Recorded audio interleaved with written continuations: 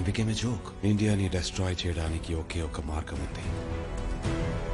China లాంటి ఇంకో powerful కంట్రీతో war. What do people think of మీ?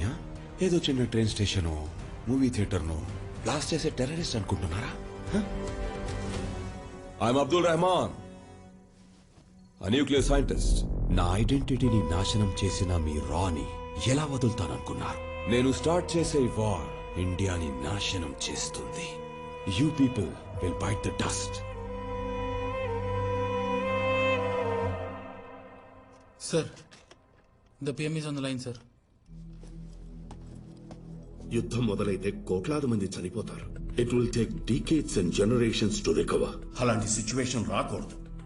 ఈ వార్ ని మనం ఆపాలి అట్ ఎనీ కాస్ట్. మీరు ఆర్డర్స్ ఇస్తే we will bomb the place. అది మిసైల్ ఉన్న ఏరియా. అక్కడ బాంబింగ్ జరిగితే హెవీ డ్యామేజ్ అవుతుంది సార్. ఏవో ఆల్ రేడియేషన్ పాయిజనింగ్ అవుతుంది. చుట్టూ ఉన్న చాలా మంది ప్రాణాలు పోతాయి.